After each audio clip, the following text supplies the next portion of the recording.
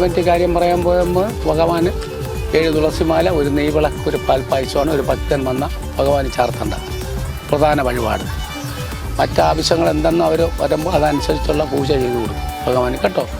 ലക്ഷ്മി നാരായണ ക്ഷേത്രമാണ് ഭൂമിയിൽ ആകെയുള്ള ഒരൊറ്റ ക്ഷേത്രം. മഹാവിഷ്ണുവും മഹാലക്ഷ്മി അർദ്ധനാരീശ്വരം പോലെ ഇരിക്കുന്ന ഏക ക്ഷേത്രമാണ് ലക്ഷ്മി നാരായണ.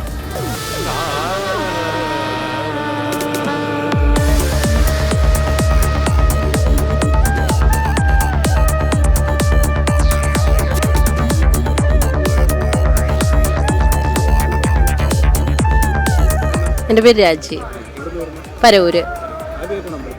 അത് ഞാൻ കഴിഞ്ഞ ഞായറാഴ്ച വന്നത്. ഞാൻ ഫേസ്ബുക്ക് വഴി കണ്ടിട്ട് വന്നതാണ്. വിശ്വാസമാണ്. വന്നിട്ട് നമ്മൾ പൂജയൊക്കെ ചെയ്യുന്നുണ്ട്. ഒരാഴ്ചയായില്ല. നാളെ ആകുമ്പോഴേ 7 ദിവസം ആവത്തുള്ളൂ. മറ്റുണ്ട്, കുഴപ്പമില്ല.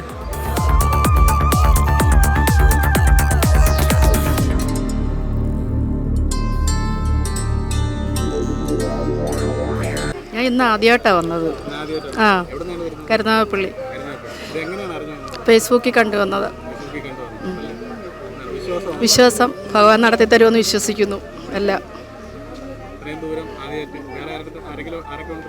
ഒറ്റയ്ക്കാണ് വന്നത്.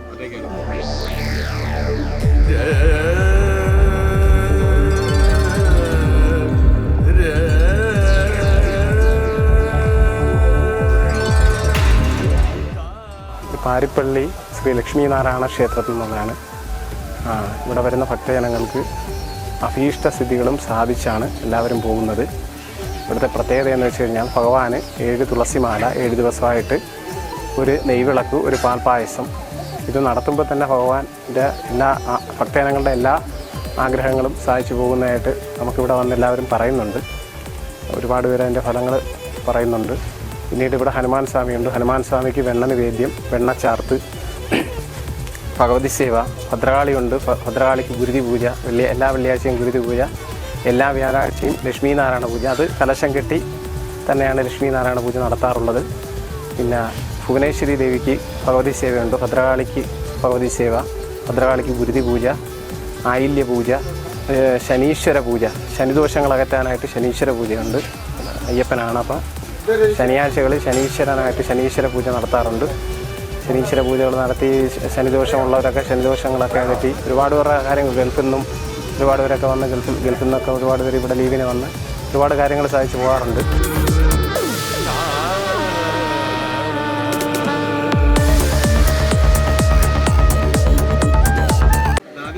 അല്ല, ഇത് 5ാമത്തെ ആഴ്ച. വിശ്വാസമാണ്. അനുഭവം നമ്മൾ ഒരു വണ്ടി പ്രശ്നത്തിന് ഞാൻ ഇവിടെ വന്ന് പ്രാർത്ഥിച്ചത് നടന്നു. അജിത അല്ല, ഇത് 5ാമത്തെ പ്രാവശ്യം ഉണ്ട്. ഒരു 10 വർഷമായി ഒരാൾ പൈസ തരാതിരുന്നിട്ട് ഇവിടെ വന്ന് 2ാമത്തെ പൂജ കഴിഞ്ഞപ്പോൾ തന്നെ പൈസ കിട്ടി. ഇങ്ങോട്ട് വന്ന് പറഞ്ഞ് പൈസയ്ക്ക് നാളെ വാന്ന് പറഞ്ഞ് കിട്ടി.